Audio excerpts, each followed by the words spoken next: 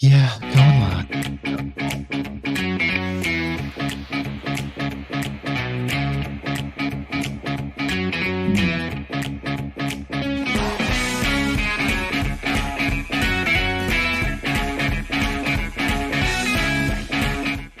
Oh, yeah. It's a big day on the Philadelphia Sports Porch.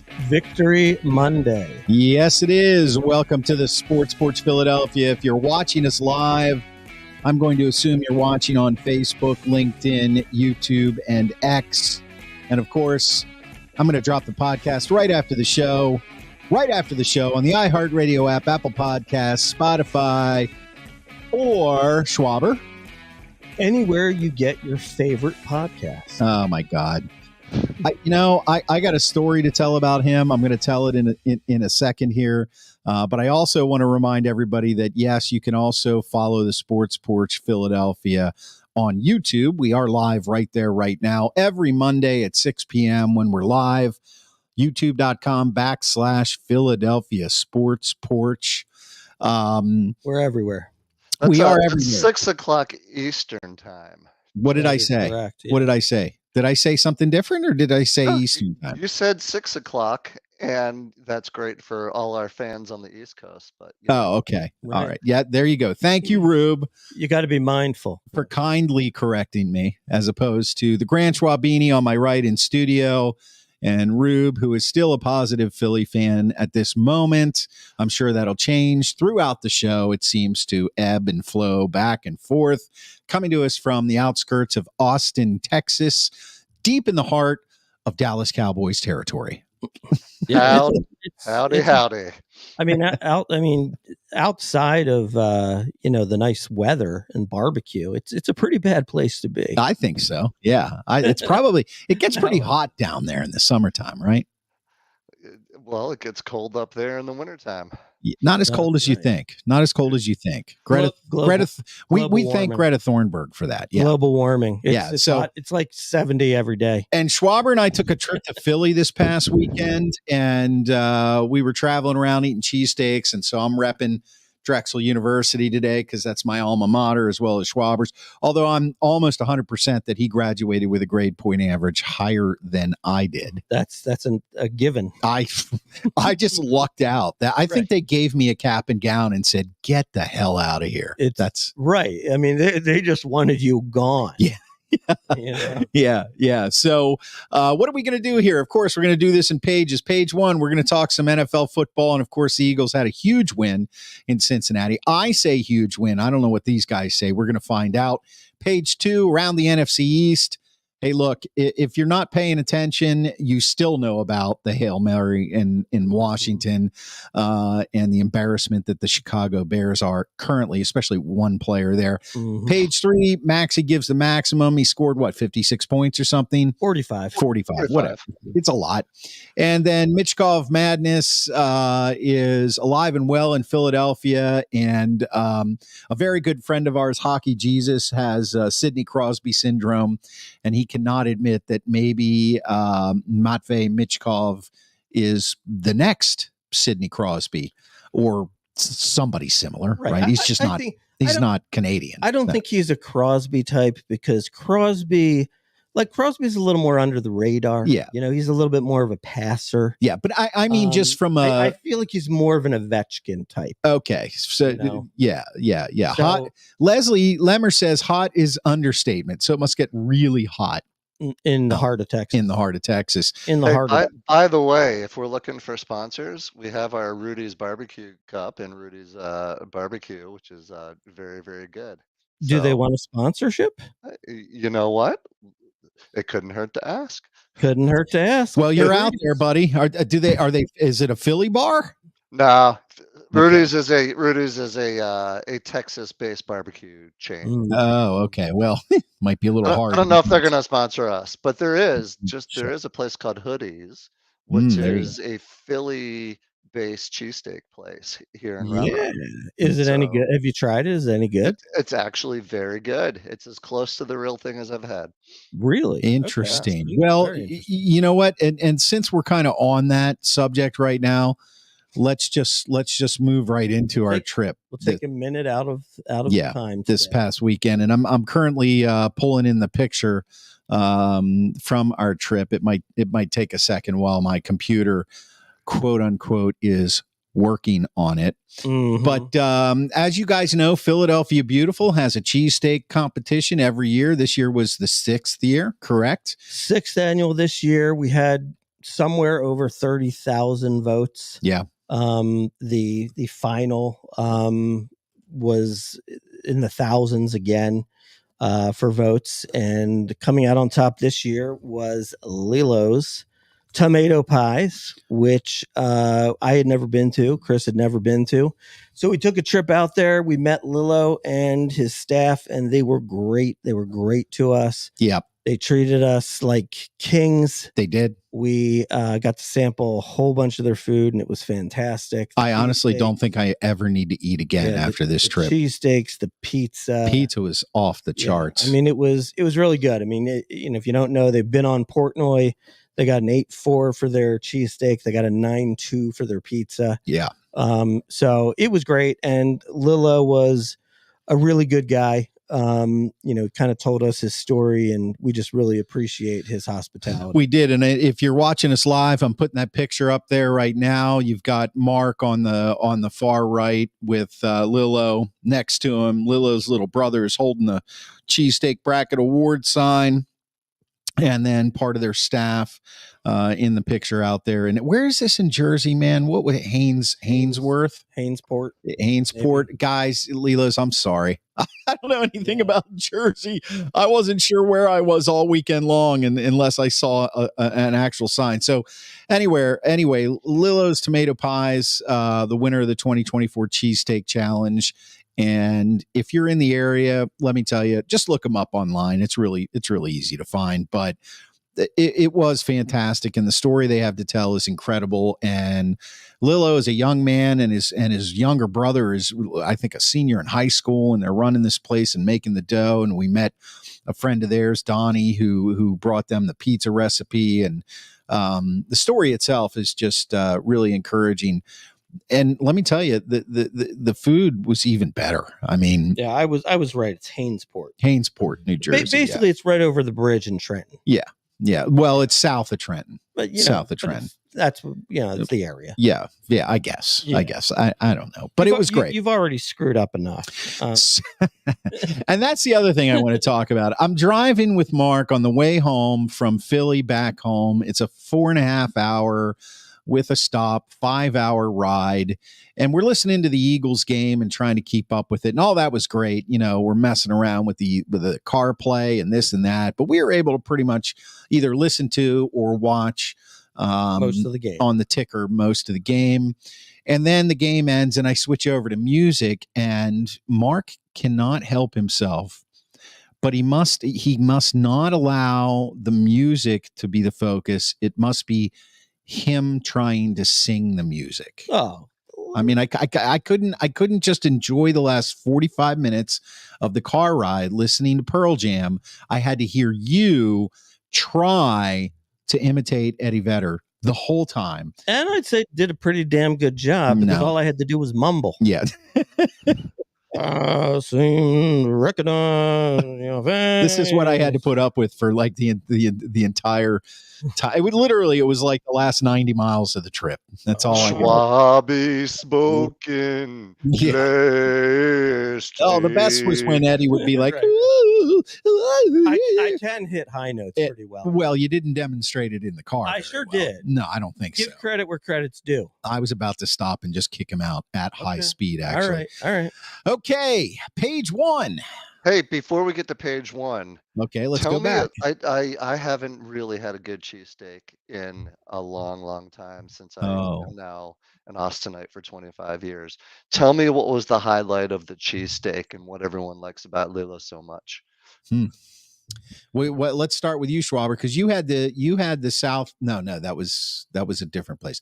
You had the with onions, right? Mm-hmm. With and they have Cooper Sharp on theirs, right?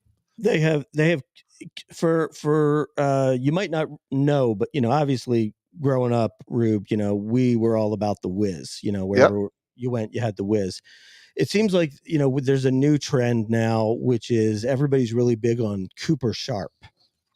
And so I believe Curly's was the first cheesesteak joint to introduce the Cooper Sharp. Lillo's also does the Cooper Sharp, and it's phenomenal. I mean, it actually tasted almost like cheese whiz. I mean, it was melted very, it was really melted good. Yeah. The onions were like thick and really tasty. It was just a really good cheesesteak. Now I got to admit, I mean, I'm still a Jim's guy, and we did stop by Jim's, and I personally like Jim's probably better than any place I've ever been. But it's just, I guess it's because that's the taste that I just sort of grew up with. Okay. I like the whiz, just oozing onto the paper, and you take your steak and you rub it in it on the paper. That to me is what I love. But so many of these places make great cheesesteaks. Yeah, I actually found Lilo's to be pretty close to the best cheesesteak I ever had. Yeah. And I had the same as Mark, but they did one with onions and one without. No preference. I like onions. I just ate the one without onions. But what I talk about when I eat cheesesteaks is the person that introduced me to the cheesesteak was Schwaber. When I moved to Philly, I had never had a cheesesteak. I just had never had a cheesesteak. So, right, he was surprised, just like your face there, Rob. And he said, well, I'm going to take you to where you get cheesesteaks in Philly. Now, keep in mind, this was like 1989, 1990-ish. Long time ago. Right. So we went down Pat's on 9th and Wharton. He was like, here's Pat's, blah, blah, blah. Yeah. So the first cheesesteak I ever had was a Whiz With, and it was like when you feed a baby food for the first time and their eyes are like, So every cheesesteak I've had, for real, even ones that are fake, like out here where we live and other places, if I choose to try one, that's my measuring stick. Like every cheesesteak I have, I compare to that first taste. And I do like Jim's. It's good. After we had Pat's way back when, then I started eating cheesesteaks because I lived there and I wanted to try them all. But Lilo's was the one that gave me as close as I could get to that first bite of a cheesesteak. And it was pretty impressive. It was really good. Now, really good. We're going to talk in the future about the other places that we stop by. And we'll talk maybe later or in the next coming shows. They were all fantastic. Yeah. That's one takeaway from that. Yeah. Like, and I'm jealous. Really close. Yeah. Maybe I wonder if we could like freeze dry a cheesesteak and shoot one down to Rube. I don't know. Put it over, or maybe put it in dry ice, like Cook Unity. They put all their food in dry ice. Yeah, I'll tell you what, guys. You guys send me a cheesesteak from some of your winners over the past few years. I will send you some Rudy's barbecue. All right. Ooh, okay. It's a deal. Okay, now I'm interested. All right. So Steve chimes in and says, regarding your Pearl Jam songs, Mark's versions are more entertaining. Mm-hmm. Pat on track is back. Pat off track. Pat on track. Go Dragons. He's actually watching us on LinkedIn. Go Dragons. He sees the shirt. There you go, brother. And he says it's Victory Monday. So that being said, we got to move on, man. Let's talk about the game for crying out loud. Page 1, the Eagles. Yeah, and I got a lot to say about this, but I'm going to let you guys go for it here. Everybody knows the Eagles won, 37-17? Yep. Rube, why don't you lead us off this week? Give us some of your thoughts. Yeah, so I think a few things. One is, if I kind of think about the good, because I'm positive Philly fan living in Texas, not negative. So let's start with the positives. I think, listen, the offense is finding their groove a little bit. We saw passes over the middle. What did we see earlier, Mark? Eight passes, 8 for 8 over the middle. Yep. We saw Jalen under center. We saw Devontae have a good game. We saw a rifle of a throw on 3rd and 15 to AJ. So, and you see Saquon continue to run the ball well behind, a somewhat injured offensive line. On the offensive side of the ball, good. Defensive side of the ball, they're smacking people in the mouth, right? We're getting interceptions, we're getting fumble recoveries. Cooper DeJean continues to look like the real deal. We've got 20 sacks now for the season, which I was really, really concerned about. And what did we say last week? We put pressure on the quarterback. We continue to run the ball well. We win the game. So I think you combine that with, what's his name? Elliott looked good, kicked some nice field goals. I think in all three facets of the game, we look really solid. I'm not going to go to negative town. Really good game. Happy with it. Yeah. So for me, I mean, obviously, I echo all those opinions. For me, the big key in the last 3 weeks, which were 3 wins, is no turnovers. No turnovers by Jalen for 3 weeks in a row. Looks like he's he's either worked on it or he's being more careful with the football. But obviously something's different because he was turning it over kind of at an alarming rate. And now what he's doing right now is exactly the quarterback I think he should be. Like, I don't need him to throw the ball 45 times and throw for 350 yards and, 3 touchdowns and maybe 1 interception. Just give me what he's doing now. Give me 16 for 20, 230 yards, a touchdown, no interceptions, and let's run in 2 or 3.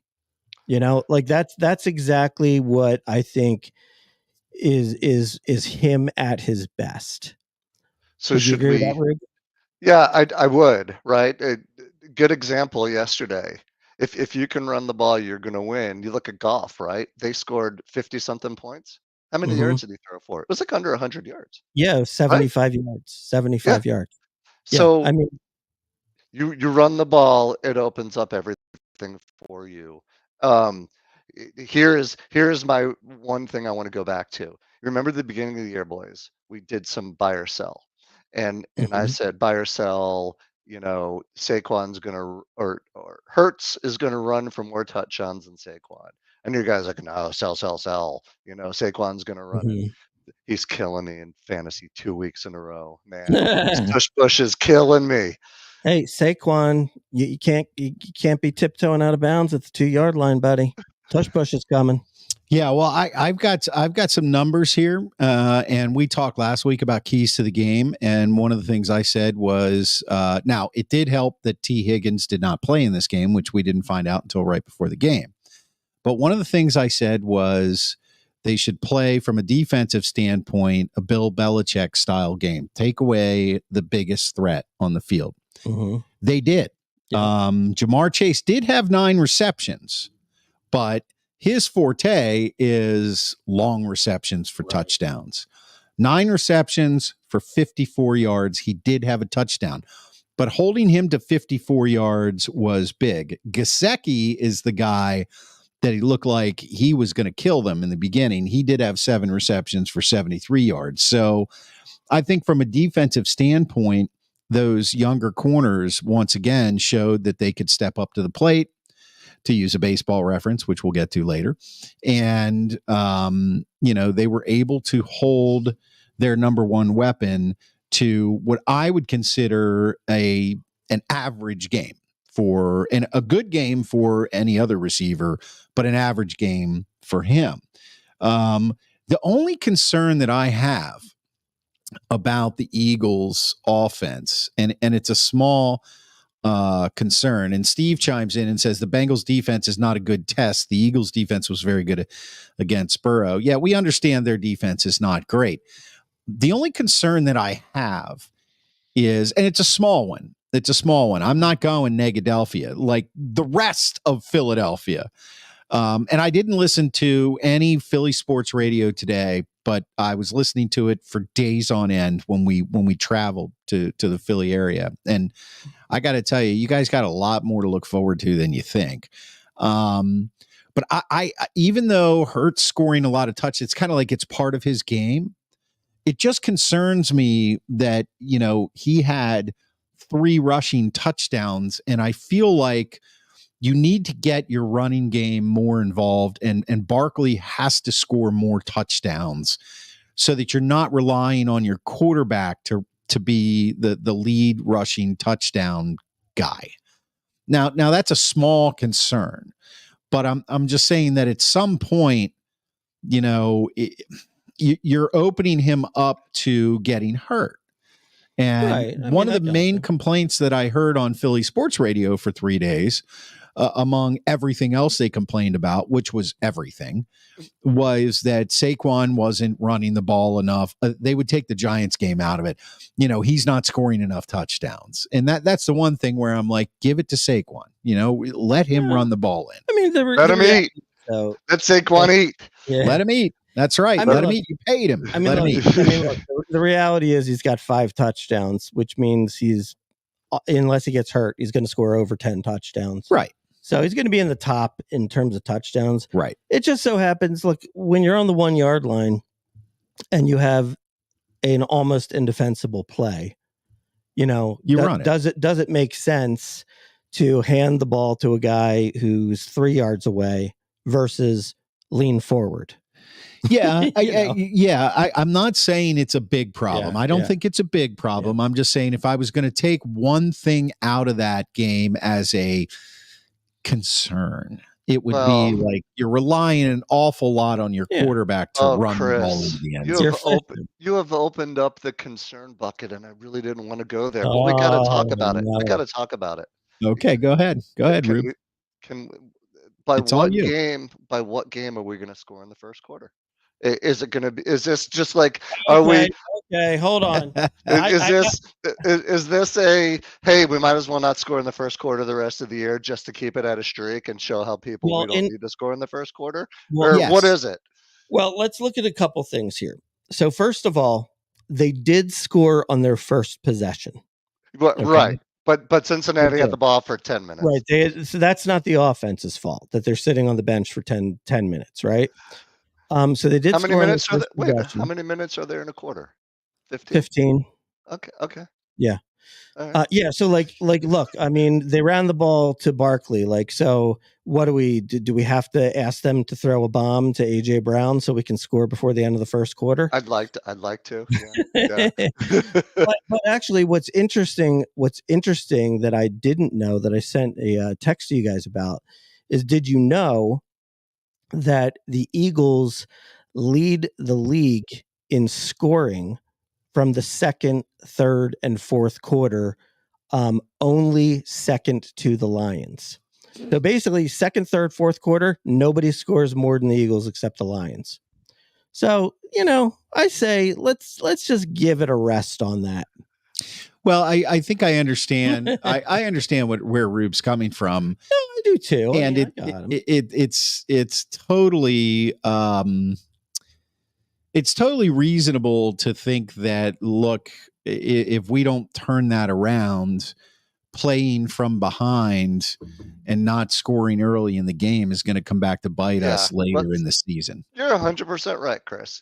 Listen, you can do that when you play Cleveland, the Giants, and Cincinnati, or any other teams with losing records. You can't do that and hold on when you're playing good teams, right? Throw the Green Bay game out. Because let's not give them credit for a good win. Right. You got to score. And Lemmer has to remind us that she's a Detroit Lions fan. The Lions. Get her in there.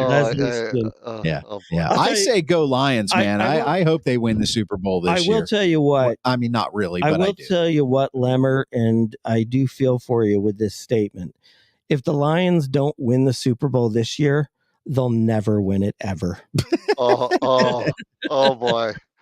Gee, that's a really risky statement to make, Schwab. It's totally lined up to be their year. It really is. I mean, and believe me, even though the Chiefs are 7-0, I mean, their offense is awful. Yeah. I mean, It's like Patrick the Eagles Mahomes, last year, and you're right. yeah.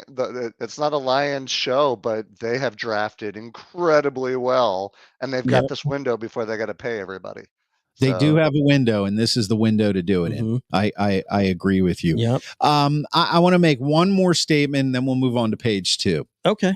For those of you who listen to Philadelphia sports radio on a regular basis, I have never heard, and I listen to Pittsburgh sports media on a regular basis. I'm going to start listening more to Philadelphia sports radio in my car.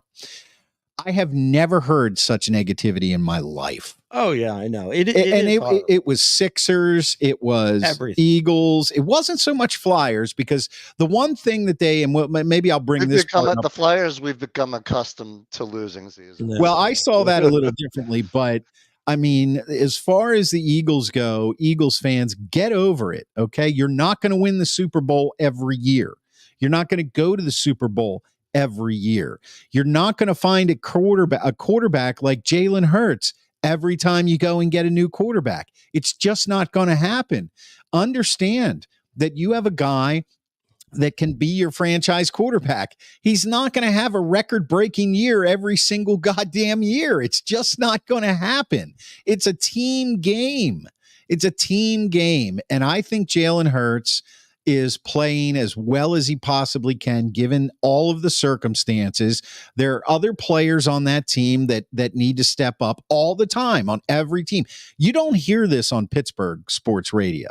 You really don't. You hear much less negativity. Now, you will hear them fight about who should be quarterback, who should be starting on the offensive line, but it's not, oh God, it's so bad. Why are they? It's more like, why don't they do this? Why don't they do that? So you guys have it good. Yeah. I would get a little bit more in the positive column if I were you. Well, what I think is that at least specifically with the Eagles, I think the problem is that it's almost like we're a victim of our own success. So we've been to like 2 Super Bowls in 6 years, and we won one of them, and we came so close in the other. Right. I feel like the town is hungry, absolutely starving for a dynasty. And because we didn't get one here, we're just absolutely like infuriated on why can't we win like 2 or 3 or 4? You know what I mean? And that's what gets people riled up. I mean, you have people like who are like, Jalen Hurts just ain't the guy, man. He ain't the guy. Now, look, is there some reason for that? Yeah, I get it. He's thrown a bunch of interceptions, but he would have been the MVP of the league if he didn't get hurt with 3 games left to go in 2022, the year they went to the Super Bowl. So 2 years ago, he was in the Super Bowl, basically MVP, got second in MVP. Last year at 10-1, so 11 games into a 17-game season, he was the bets leader for MVP. He had a bad end of the season and a bad beginning of this season. And now in the last 3 weeks, I mean, his numbers are like MVP level again. Steve must be driving. He can't spell straight on this. But I gotta listen. I understand what you're saying. And as someone coming into the Philadelphia market who hasn't been there their whole life or listened to it their whole life, I get how it can be negative. And yes, there is victim of your own success, so to speak. But I don't think it's just that we're hungry as Philadelphia fans. I'll defend the Philadelphia fans because I am that guy. And I go negative town, and you guys have heard that already. My feeling about the Sixers, but I think we're just hungry for something. It's so close, and Mark and I have been around for 54 years, and we can count on maybe one hand how many championships we have. And as educated fans, we can see that Hurts has flaws, and we don't want to see all the positive stuff. We could see the Ben Simmons disaster coming. We could see the Phillies, year after year making the playoffs, which we would die for a decade ago.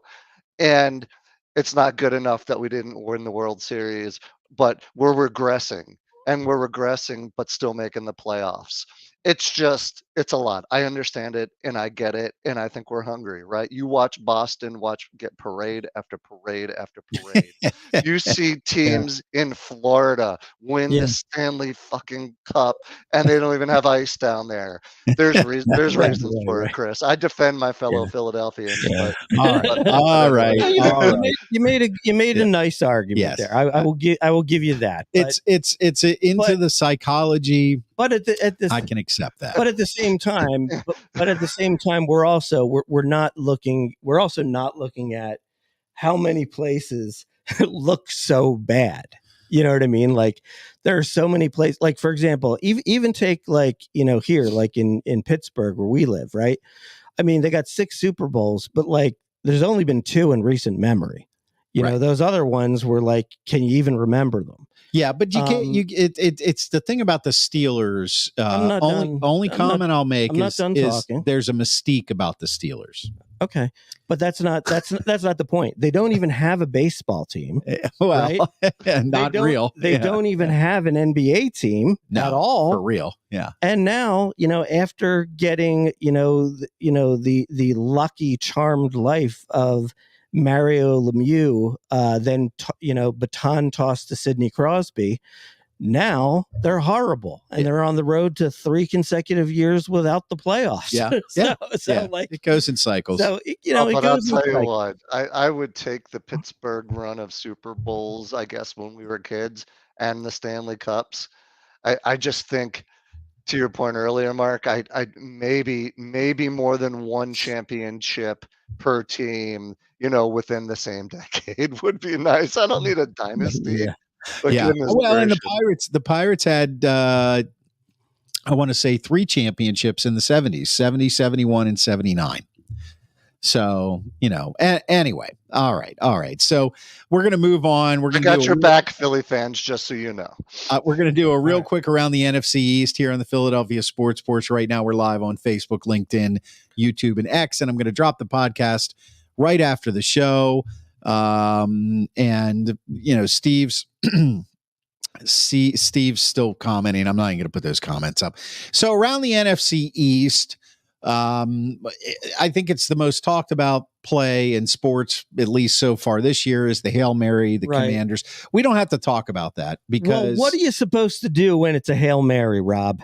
Knock the ball down. Knock the ball down. You mean you're not supposed to taunt the other fans and then go tip it into their team? In the middle of the play, be like, goodbye, Washington fans. Oh, wait, there's the ball. Let me go get my hand on it. Yeah.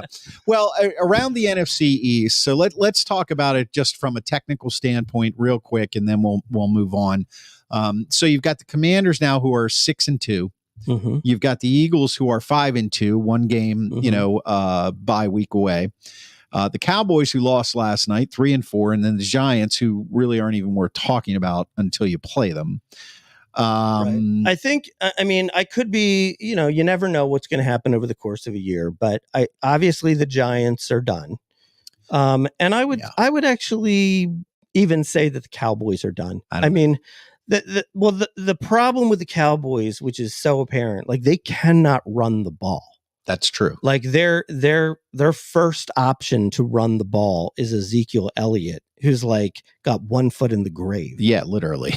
Yeah. And like Dak, Dak's a stat patter. I saw something on him today where it's just like when his team is behind, he like leads everybody in like stats. But like when the team is like when he's in the lead, like or when it's tied, he's terrible. Yeah, so, well, he pads it in when there's soft coverage. Right. Yeah. So I don't know. I'm going to say at 3-4, they're probably out of it. We'll see. But I think it's going to come down to the Eagles and the Redskins. I think that's what we're looking at here. Yeah, Rube? It's been fun. So living in Texas, it's been fun to listen to some of the Dallas sports radio as well, and how angry Jerry Jones gets when people call him on his BS about we're all going all in this season, and then he screws it up when he waits till day 1 of the season to sign Dak for more than he he could have signed him for 3 months earlier. So there's a guy on sports radio here in Austin, and I've been listening to him since 1999 when I got here. And his deal is a guy named Aaron Hogan. And his deal is, I will, as long as Jerry Jones is GM of the Cowboys, I commit to walk from Austin to Dallas if they ever make the Super Bowl. And it's been, what, 25 years, and he hasn't even come close to it. I think it's like 30 years. Yeah. Yeah. Since he made that comment, so it could be worse. We could be Dallas fans right now, guys. Yeah. I think I agree with you that the Giants probably don't have a chance.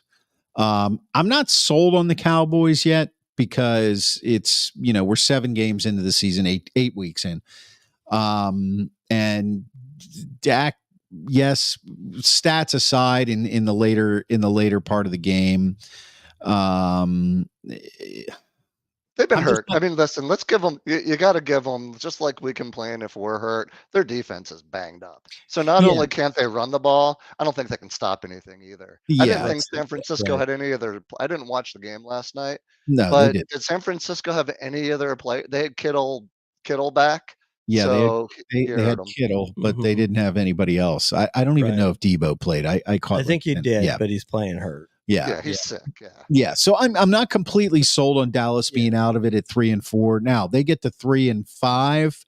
Now we're talking, they're disaster in Dallas. And I am not sold on the Commanders yet, because their defense is playing above and beyond the talent level that they have. And really, I mean, Daniels is showing that he is an NFL quarterback.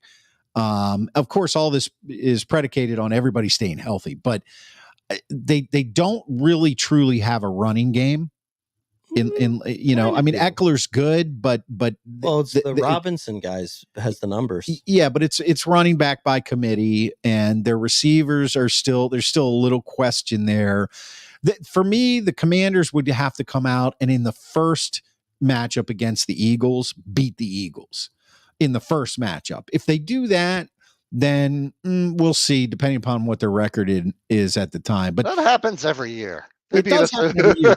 But I'm talking about the first matchup, the Eagles and the Commanders. Their records are similar. The game actually means something.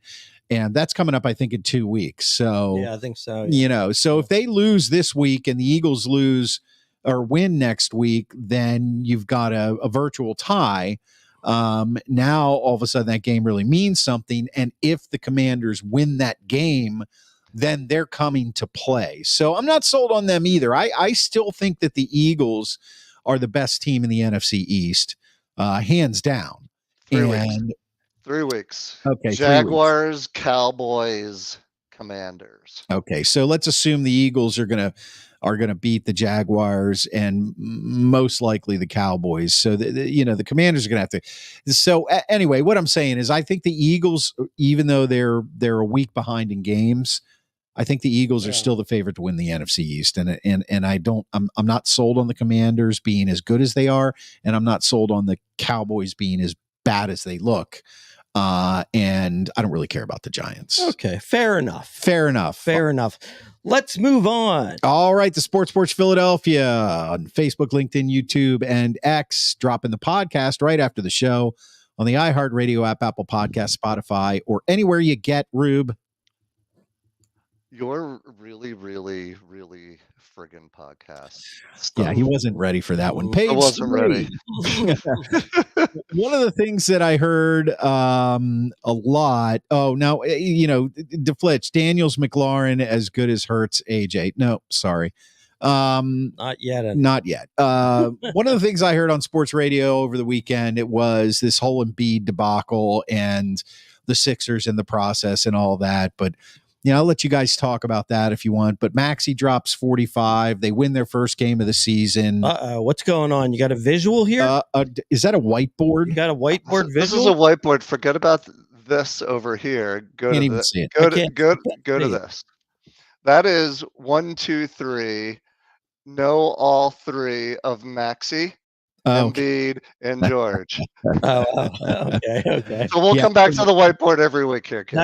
That's why that's a good idea. That's why the's nothing there, because it hasn't happened yet. That's right. There's three marks. I'll make them a little darker so you blind make guys them a little can see bigger, whatever, so we can describe it better. Okay.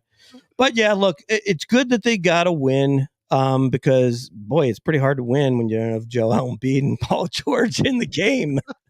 So it's good that they got a win. One thing I will say though is you can tell just by like looking at the stats. I mean, it's definitely a better team than they had last year. I mean, they've got some decent role players on this team. Like this is a team that, if they're in the playoffs and hopefully everybody's healthy, I mean, they can go 10 deep. It's not going to be like last year where it's like, oh, you play maybe 7, maybe 8 guys, and boy, if Embiid is out of the game, it's gonna be a 10-point swing. You got Andre Drummond now, collecting 17 boards. So it's definitely a better team than last year, but obviously we need the big guys to be able to take off and do something. I tell you what, though, Maxey. Everyone's a big believer in Maxey, and I'm like, he's really, really good. But man, he continues to improve year after year after year. I just don't want to believe in my head, or I can't believe in my head that he can be considered as part of like the big three. But goodness gracious, he's putting him on his shoulders. He didn't have a great first game. I don't know what he did in the second game, but it's not sustainable. He's not scoring 45 points a night. He's not Kobe Bryant. Well, of course, but he's a hell of a player, though. I'll give him that. I mean, he did score, I think, 26 points per game last year. Yeah. And he'll probably do the same this year. I think the first 2 games he scored 25, and then this one he scored 45. I mean, sometimes I actually look at it. I think the way it's going to sort of pan out, like let's say everybody's healthy and it's the playoffs and you need a score to win a game. I think it's going to be Maxey driving the ball and kicking out to George for a 3. I think that's more what we're looking at.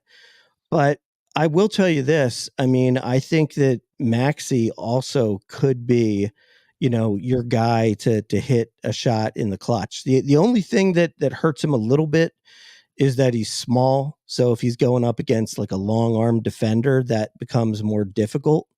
But he's got great range. I mean, he can really hit it beyond the arc. Well, he's quick. He's hard to catch. Yeah, and he's very hard to catch, very quick. I mean, he makes a million layups for a guy. To be honest, he is very similar. I mean, not nearly as good, obviously, but he's very similar to Allen Iverson. How tall is Maxey? I think he's like 6 foot or 6. He's 6'2". 6'2". I didn't realize he was that short. So short. That's Iverson was what, maybe 6 foot. Yeah, but he's similar to him though. Like, where Iverson would just drive the lane against anybody, and you're like, how do he do that? But it goes in. Hits threes, but it's generally streaky, but he hits them. So anyway, I mean, look, to be honest, 3 games without Embiid and George, 1 and 2, I'd say that's a good start. So we'll see. Let's hopefully we can get these games in. We can get these guys in the lineup soon. I'm sorry to interrupt, Chris. When are they saying these guys are coming back? I was listening to all the hoorah on Philadelphia Sports Radio last week, and it was, this is my plan. Everyone's complaining that Embiid's not ready for the playoffs, so now they're going to do the complete opposite. They're going to go Costanza. I'm going to do the opposite. Now we're not going to play during the regular season. And when the playoffs are here, we're going to be ready, and that's going to change things. I think that's a bunch of BS. But, you can't keep doing the same thing every year and expecting different results. So, okay, I'm down with it. Let's try it, as long as the NBA allows them to do that. But when are these guys supposed to be coming back? I'm not entirely sure. I think the plan is that they were both going to miss the first 3 games, and there was a chance for them to play the 4th game. So we'll see. But I will say this, and we said it last year and it didn't matter, but there is one example one example of a team that won a championship with load management. Toronto. And that was Toronto with Nick Nurse as head coach, and they played Kawhi Leonard like 50 games that year. Yeah. So there is some sort of precedent for this path to, to culminate, with getting where you want to go. But I do agree with you, Rob. I mean, I think, first of all, I think it's just sort of like a dangerous game to play because, number one, I mean, you can get injured anytime. I mean, like, look, Embiid didn't have orbital fractures before his playoff games. He didn't have Bell's palsy before his playoff games, Okay, so maybe he re-aggravates a knee that he hurt like mid-season, but, you can still get a fresh new injury anytime you play. Yeah. And I do think that there's something to, when you play with people every day, every game, you get a sense as to where they are on the court. You get a sense of how to play with them. And, if you're taking the approach of, well, okay, they're only going to play like 30 games together, and then we're just going to expect in the playoffs to like turn it on and be this machine. I don't know that that's really possible. That's kind of how I look at it. So Steve says the national media thinks the Sixers can make a run at Boston. What do we think? I'm not ready to agree with the national media. Like I said last week, I think we're maybe the fourth best team in coming out of the East. Yeah. Well, I think, look, it's a sexy pick to make because on paper you could actually even say they're better than Boston. But the reality is that Boston has made a bunch of finals, won a finals, and has a core group of players that never misses any time. So I think it's more a hot take that they think that the Sixers could beat Boston, but it's only because that's how it looks on paper. Right. Yeah. That's really it. So I wouldn't take that bet. Yeah, I certainly wouldn't take that bet, but at the same time, like, if it comes to the end of the year and they beat them, I mean, it's not like they shouldn't. I mean, they should, why not? Yeah, and we'll just have to see because, again, it's early in the season and things really don't start to play out until you get 15 or so games in, and then you kind of start to see where you're headed, what direction. So page 4 on the Philadelphia Sports Porch. Michkov Madness, but not anything else. So, Rubes, let's just first talk the good. So 9 games played for Mitchie, 9 points. He's obviously clearly the real deal. And that's great. He's completely fixed the power play on his own. And every time he's on the ice, they have a chance to score, which is great. To me, there's a couple guys on the team that are good players. I mean, like Travis Konechny's good. Owen Tippett's good. You want to call Couturier good, sort of as like a veteran guy. Okay. On defense, I like Sanheim and I like York, but not really much else. So, the bottom line is they need to add a lot of pieces. I mean, they're a developing team. Oh, also too, and Tyson Forster is very good. But they need to add pieces. They need to get the lines figured out. You can't switch them every game like it seems like they're doing. So they need to kind of, get people playing together a little bit more consistently. I think in goal, that's where kind of the biggest problem is, where you have obviously Fedotov, if that's how you say his name. I don't know if he's good enough. I mean, you never know. I mean, like, somebody has like 5 games in the NHL and they don't play well. You don't know if that's nerves or just getting a feel for the NHL or whatever, but I don't know. I just don't have a feeling about him. I think that Urson is like solid, but I don't see him as like a number one. I almost see him as like he's the perfect guy to have on a team when you have two goaltenders and they each play 40 games. He's kind of like that kind of guy. But I don't know if you noticed, Rob, but they brought up Alexei Kovalev. Kolosov in the last game. And I did a little research on him because I know he was a pretty highly touted prospect. So he was drafted by the Flyers in the 3rd round, 78th overall, 2021. He's actually not a Russian, although I think he kind of is. He's a Belarusian goaltender. Is that the same thing? I don't know. Two different countries, but keep going. Yeah. We're gonna have to work on your geography, Schwab. So basically, I looked him up. So I looked up like top goalie prospects, and he was ranked number 20. Okay, so not that high, but also not that low either. It basically said he's been rising rapidly over the last 2 years. He made his KHL debut at 18. By age 19, he established himself as a starting goalie at the KHL level. On many nights over the past 2 seasons, Kolosov has been his Dynamo Minsk team's best player. And he's widely considered to be one of the top young goalies playing in Europe, with a future as a number 1 NHL goaltender upside. He's not especially big, 6'1", 190, but he's athletic and technically sound. His feet and lateral movement are well above average, and he makes fast recoveries.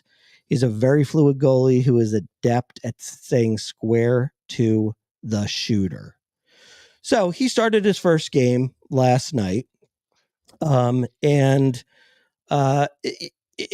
the thing. I was through 2 periods, I would have said, oh, he was pretty lousy. Okay. But so what happened was, end of period 1, it's 1-1. End of period 2, it's 4-1 the bad guys. All right. And so it's the same. And it's just real quick to interject. It's the same. It's the same thing every game. We're giving up goals in bunches at a time. Right. And it's like, all right, we're done. But what I did like about his game the other night is that, the Flyers, they tried to rally, and they did rally. They got it to 4-3 and ended up losing 4-3. But what was good about it was, because the Flyers were trying to rally, they needed goals. They were giving up a ton of 2-on-1s going the other way. Odd man rushes, yep. Yeah, and he stopped everything in the 3rd period. So I thought that was a nice rebound after having a bad second quarter. So it'll be interesting to see what happens with him. I know they're really high on him, and I know that people around the league say he's got number 1 goalie potential. So we'll see. Steve DeFlitch says Flyers, Pens, and Columbus Blue Jackets suck. At least you have hope. Pens have nostalgia. Columbus Blue Jackets have nothing.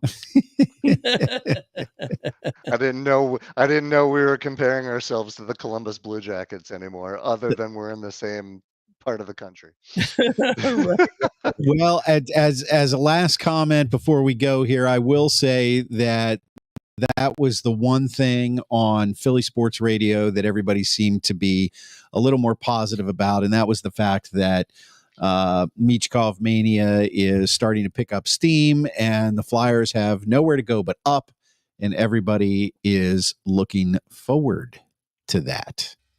And they had a really nice win. They beat the Minnesota Wild 7-5, who were previously undefeated at 5-0-1. And so that was exciting. And that was a 2-point Michkov game. That was a game where Couturier found the net again, had a hat trick. But then they kind of came out with a bomb the next night. So, I guess that's what happens with young teams. All right. So the Eagles have the Jags next week. Want to give a quick prediction on that? Well, you do have Dougie P will be coming back to the link. You got to love Dougie P, but unfortunately, I think this will probably be the last year for Dougie P in Jacksonville. Probably. they're just not a very good football team. Also, I heard Christian Kirk is now out for the year. Out for the year, yeah. So that's, another weapon that they no longer have. Trevor Lawrence, I actually thought when Doug first took over that team, he actually got Trevor Lawrence going really well. And I thought he was going to be like a top 10 quarterback in the league, but he seems to have tailed off a little bit. Travis Etienne has been hurt, so that hurts them because he's a really good running back. So I'm anticipating that the Eagles will win the game, but you never know. I mean, they'll be playing for Dougie P, and Dougie P will be coming back home, and so we could find ourselves in a close one for a while. What do you think, Rube? I think we win the game. I think before the season, we all probably said we're going to win this game. And I think we win because we're playing well on both sides of the ball. We have momentum. We're going home. I think there will be impetus on our part to want to beat the guy who's in a statue outside the link. In Philadelphia. So I think I think the Eagles win and probably win by 2 touchdowns. Yeah, I think the Eagles carry this momentum into that game, and I think they have to play the same way. I'm with Mark in that I'm not sure in a game like this that scoring in the first quarter is absolutely necessary, but I think the key is that if the Jaguars get the ball to start the game, you get a 3 and out. Mm-hmm. And I think if they get a 3 and out, I think this will be the game where they break the ice. Yeah. And they at least get a field goal out of this, but most likely a touchdown. So we all got the Eagles winning. So fly, Eagles, fly. Yep, that's it. That's all we got this week, folks. All right, everybody. Thanks for watching the Sports Porch Philadelphia all over the world on Facebook, LinkedIn, YouTube, and X. And, of course, you can always catch us on YouTube at Philadelphia Sports Porch, live every Monday night at 6 p.m. Eastern Time for those of us on the East Coast. And I'm going to drop the podcast right after the show on the iHeartRadio app, Apple Podcasts, Spotify, or boys, wherever you get your wonderful podcasts. That's right. For the Grant Schwabini in the studio, for Rube down in Austin, Texas, I am your technical director. You are. It says it on your hat. It does say it on my hat. There you go. I made that hat myself. Did a pretty good job directing today. I am out. We'll see you guys.